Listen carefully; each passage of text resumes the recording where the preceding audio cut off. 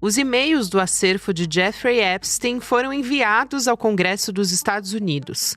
É um conjunto de documentos produzido entre 2011 e 2019 pelo próprio Epstein, financista condenado por crimes sexuais e encontrado morto na prisão. O bilionário foi acusado de comandar uma rede de tráfico sexual envolvendo menores de idade. O material traz referências diretas ao presidente Donald Trump. Nas mensagens, Epstein diz que o atual presidente dos Estados Unidos sabia das garotas e teria passado muitas horas com elas. Algumas das meninas seriam menores de idade.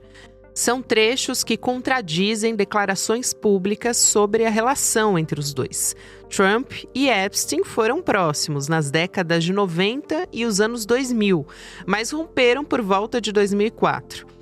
Além do envio oficial, divulgaram um lote de 20 mil documentos do acervo. Esses arquivos mostram monitoramento de rotina e trocas de informações sobre deslocamentos do Trump. A Casa Branca afirma que os e-mails foram vazados de forma seletiva para criar uma narrativa falsa e difamar o Trump. Os democratas argumentam que os e-mails levantam dúvidas que precisam ser esclarecidas. Essa disputa política pressiona o Departamento de Justiça a liberar todos os arquivos do caso Epstein. E uma petição na Câmara obriga a análise do projeto que trata dessa divulgação. Nesse cenário, cada novo documento passa a ser um elemento central na disputa em Washington. Sexta-feira, 14 de novembro de 2025.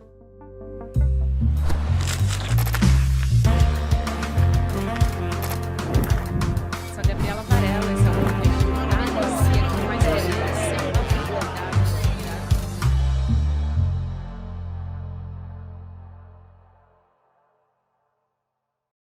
Olá, seja bem-vindo, seja bem-vinda. Eu sou a Gabriela Varela, está começando mais um videocast em detalhes. Aqui de segunda a sexta-feira a gente analisa uma temática, uma notícia importante do momento.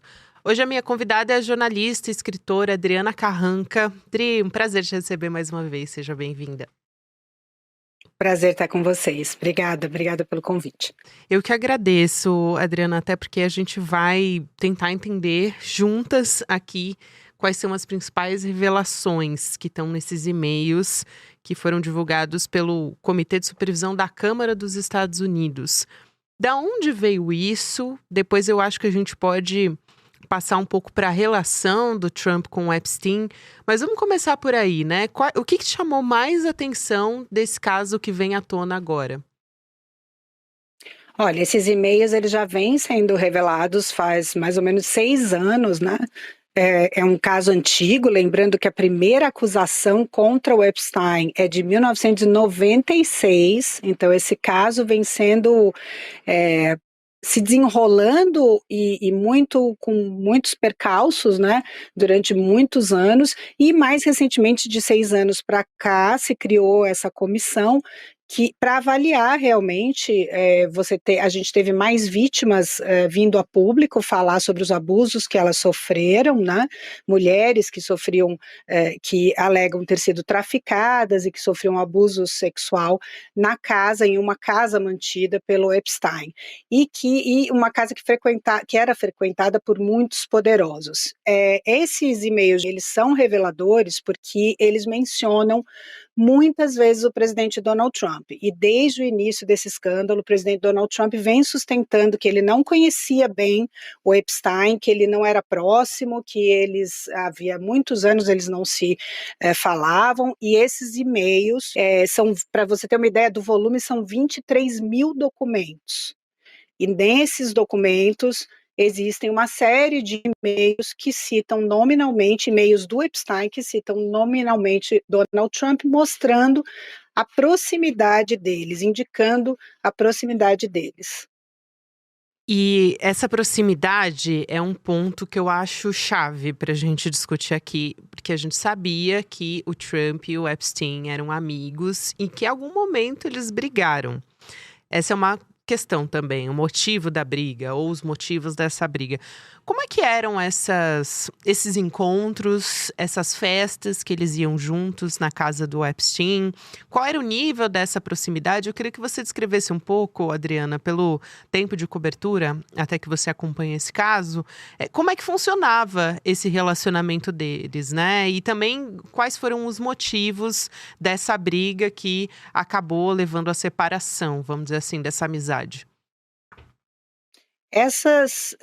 A acusação que recai sobre o Epstein é de que ele traficava meninas, muitas delas menores de idade até, para servir a amigos, homens do poder, no qual o Epstein, que era uma pessoa do mercado financeiro, no qual ele circulava. Havia uma ilha da qual ele era dono, onde havia festas.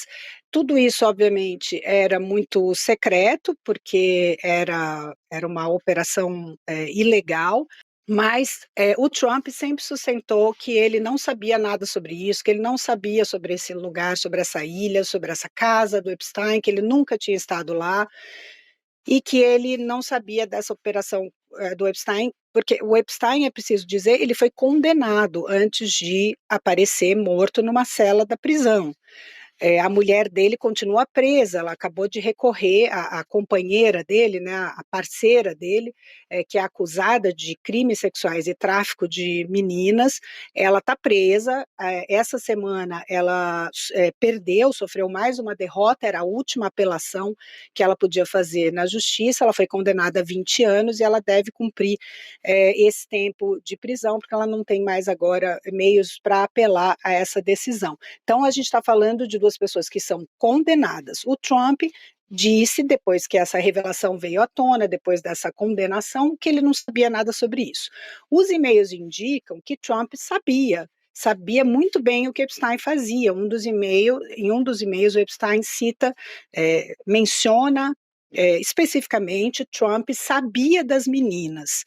Ele diz em um dos e-mails, Trump sabia que era ilegal, né? E mais do que isso, num e-mail de 2011, Epstein diz que Trump passou horas com uma das meninas na minha casa, ele diz, na casa de Epstein.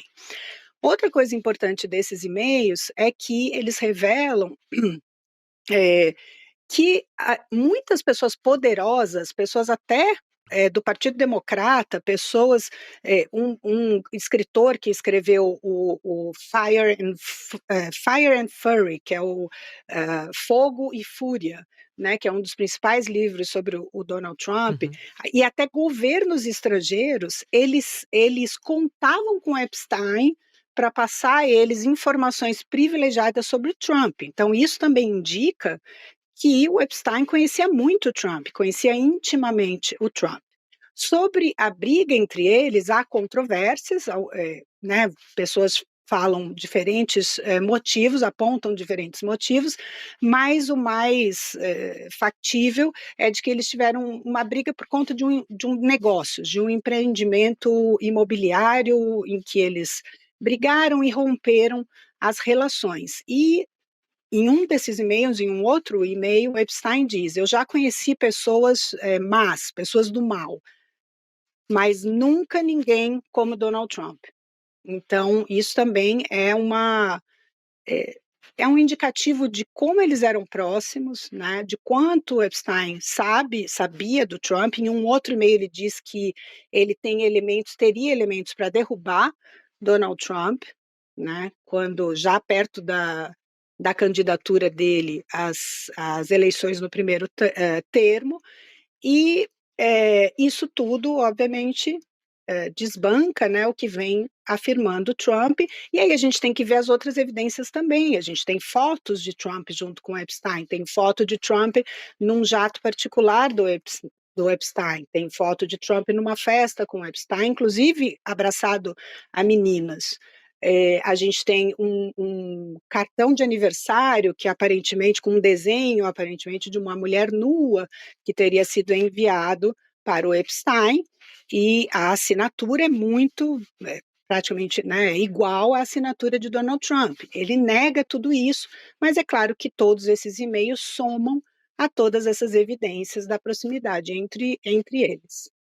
Eu acho interessante que você citou alguns desses e-mails e acho que são os mais importantes mesmo, os que mais saltam aos olhos, vamos dizer assim. Em um deles que você comentou, Adriana, que é o de 2011, né, é uma troca de mensagens entre o Epstein para a namorada dele, a Maxwell, que também foi condenada justamente. E ele diz o seguinte: eu quero que você perceba que o cachorro que não latiu é o Trump. E é nesse mesmo e-mail que ele cita que uma das vítimas passou horas na casa dele Epstein, né, ao lado do Trump. Então, o nome dela aparece censurado ali. Lembrando que nessa época era justamente quando o Trump frequentava essas festas na casa do amigo dele, do Epstein. Uhum. Então, Essa mulher, Gabi, que o nome foi retirado desse e-mail, que seria o nome da vítima, as pessoas, os republicanos estão dizendo que é a Virginia Giuffre, exato. Giuffre, que foi uma das primeiras a denunciar os abusos sexuais, que ela diz. Por que os republicanos, né, querem acreditar que é ela? Porque ela dizia que não tinha tido nenhuma relação com o Donald Trump. Ela acusa o Epstein de abuso sexual, mas diz que não tinha tido nenhuma relação com o Donald Trump, que ele não tinha feito nada de errado com ela. Mas a gente também tem que lembrar que ela foi encontrada morta em abril desse ano, né? Ela foi uma das primeiras mais incisivas vozes, né? Exigindo acusações criminais contra o Epstein, contra os cúmplices. Ela encorajou as outras mulheres a se pronunciar. Ela forneceu as principais informações às autoridades para fazer as investigações, e ela foi encontrada morta numa fazenda na Austrália, em abril agora desse ano, e ela é a terceira, né, de uma série de suicídios. Teve também do próprio Epstein, que foi encontrado morto numa cela, numas circunstâncias bastante duvidosas, que geraram muita teoria da conspiração. Ele teria se suicidado, mas as câmeras, ele estava preso, né, e as câmeras de vigilância da cadeia, da cela, não estavam funcionando exatamente naquela noite. Houve investigações independentes, os guardas responsáveis pela vigilância da cela do Epstein depois foram condenados por fabricar informações, fabricar falsos relatórios, e então é um caso que ainda está muito envolto em segredos, em controvérsias, em falta de transparência. Também, nesses e-mails, nessas trocas, aparece o Epstein conversando com a Maxwell. Eu queria que você explicasse um pouco sobre a relação deles, porque num e-mail de 2009, justamente o Epstein diz: claro que ele sabia sobre as meninas, era o Trump que sabia sobre as vítimas, segundo esse e-mail, né? Pois ele pediu a Ghislaine que parasse, e a Ghislaine Maxwell era a namorada do Epstein. Então, como tem muitos fios nessa história, eu acho que seria importante explicar um pouco dessa relação, Adriana, e aí voltar um pouco na história, para explicar como que ela participou desse caso, como que era o relacionamento dela. Ela foi condenada também. Ela era tida como uma namorada do Epstein, mas na verdade ela foi condenada como parceira de negócios, né, de crime do Epstein. Ela é considerada como uma pessoa que aliciava as mulheres para o Epstein. Ela era uma socialite britânica. Ela foi presa, como a gente falou, condenada em 5 acusações relacionadas a tráfico sexual, tráfico de meninas, crimes sexuais. Ela foi condenada agora em 2021, dezembro de 2021. Ela tinha houve um outro associado a ela também, que era tido como uma pessoa que recrutava essas meninas, que era um francês, o Jean-Luc Brunel, que foi preso pelas autoridades francesas em 2020 e cometeu suicídio também na prisão. né? Então, desse núcleo, né, desses três que são considerados os que comandavam, né, essa rede de prostituição, essa rede de tráfico de meninas, a Maxwell é a única que está viva, que está presa, como eu disse, perdeu a última apelação que ela fez à justiça para reduzir a pena, e deve cumprir esses 20 anos de cadeia. Obviamente, ela é uma testemunha crucial, mas ainda falta muitos desses documentos a serem revelados. Isso é a ponta do iceberg do que foi revelado. Existem milhares de documentos, de e-mails, de cartas, cartões, enfim, todo o tipo de evidência, né, que compõe as investigações do Epstein e que ainda não foram revelados. O governo Donald Trump disse que na semana que vem vai autorizar a abertura desse arquivo, vai revelar tudo, embora o Trump pessoalmente tenha simplesmente ignorado essa questão, né, negado. Ele respondeu, a reação dele é talvez mais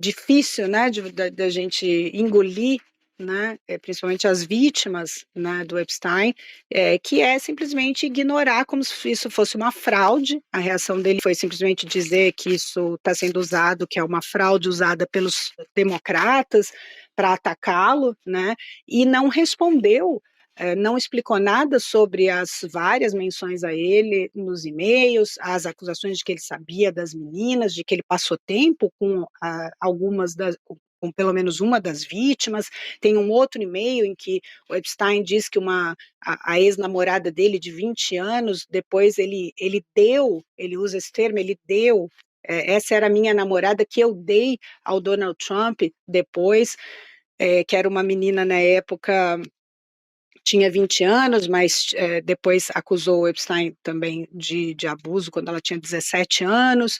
Então, o que as vítimas pedem, Gabi, é que toda essa documentação, todas as evidências sejam reveladas. Isso é um pedido também da base do Donald Trump. Isso.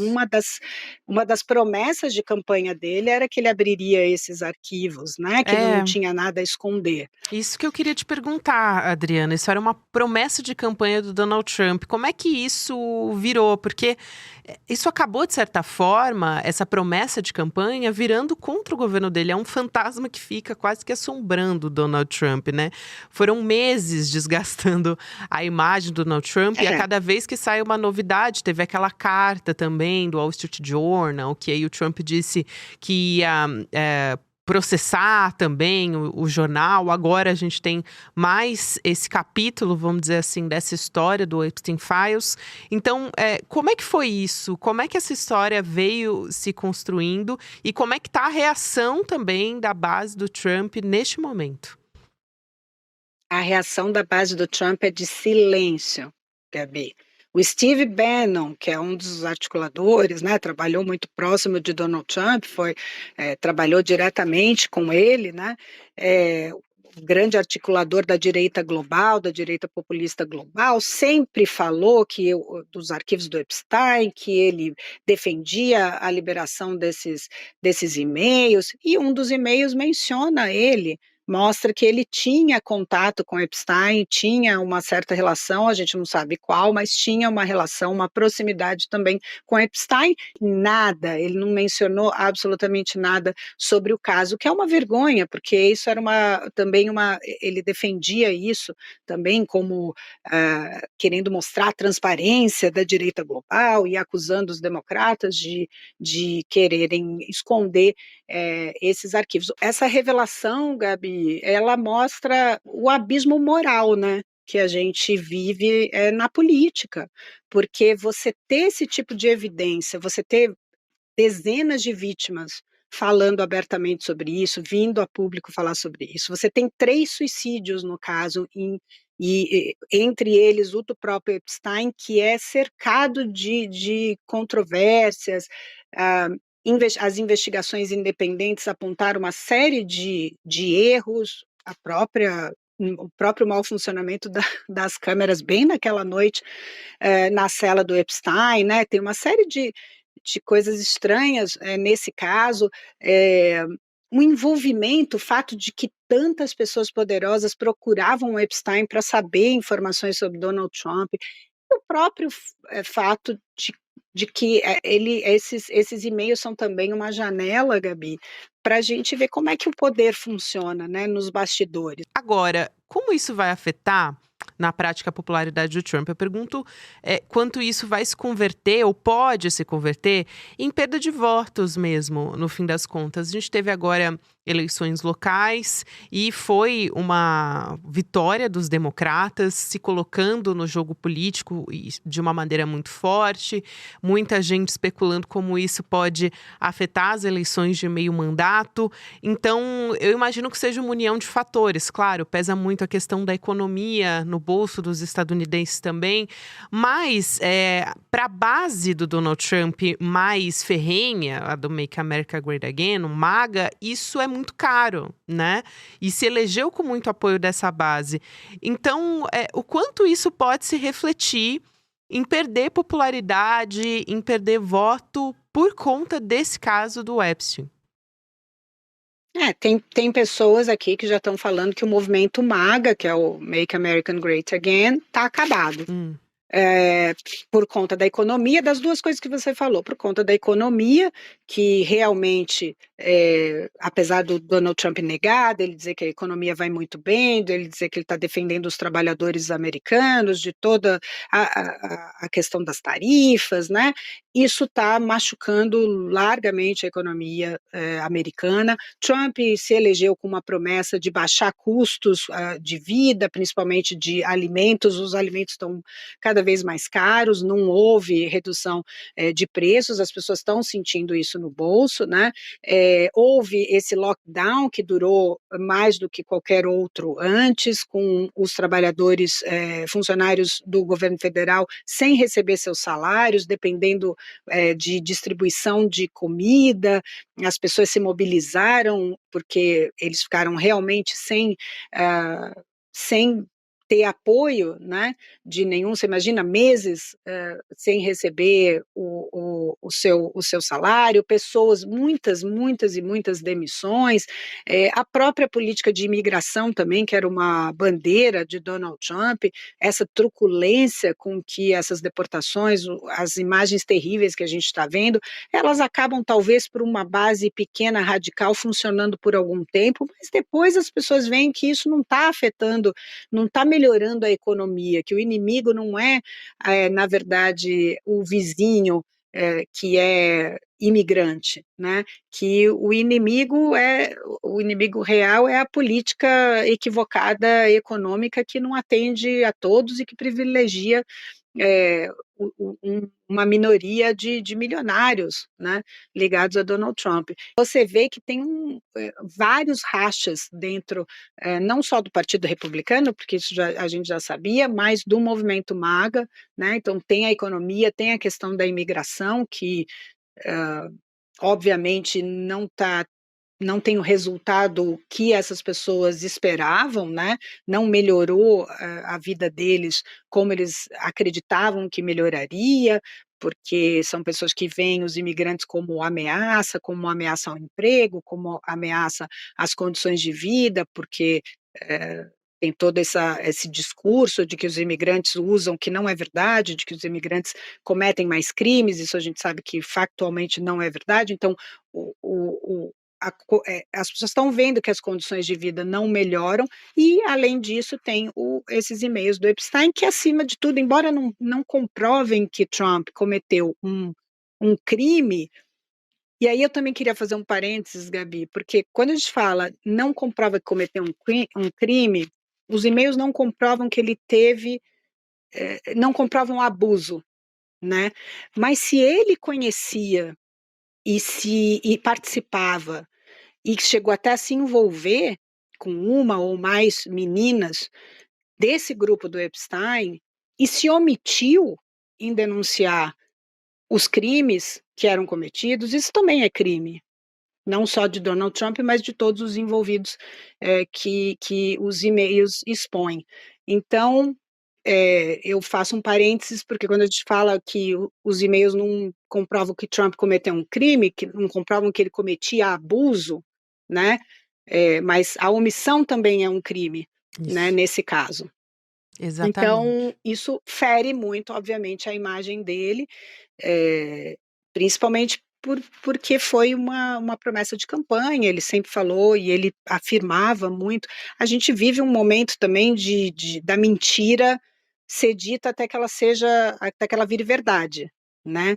Então, eles continuam tentando isso, né? Trump continua tentando dizer que isso é uma farsa, que isso é um complô dos democratas, mas, obviamente, o montante de evidência começa a tornar esse discurso impossível. É isso, Adriana. Eu quero até lembrar que quem plantou essa sementinha no meio do mandato do Trump também foi o Elon Musk, né?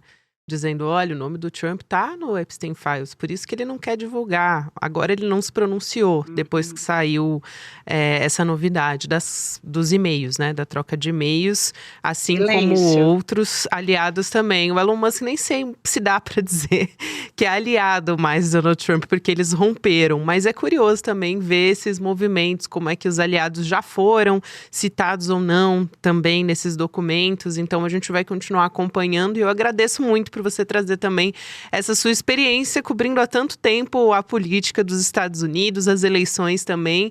Então, eu conto muito com a sua análise aqui no Em Detalhes, Adriana, para entender melhor esses movimentos. Até a próxima, querida. Valeu. Obrigada, Gabi. Até a próxima. Até mais. Quero convidar também quem está nos acompanhando aqui no Em Detalhes para se inscrever, para participar do nosso próximo curso de pós-graduação que vai ter estreia no ICL, Teoria Crítica da Sociedade. Todos os dias aqui no ICL a gente ressalta como é importante estar bem informado e ter conhecimento para poder ter um discernimento do que está sendo colocado para a gente no nosso dia a dia. Então, vai lá em detalhesicl.com.br, deixa o seu e-mail, você vai levar 2 segundos só e vai ter a oportunidade de participar desse evento no dia 27 de novembro, que vai ser uma quinta-feira, 8 horas da noite, e ter condições especiais que vão ser exclusivas do lançamento, do dia do evento, o horário ali do lançamento do nosso curso.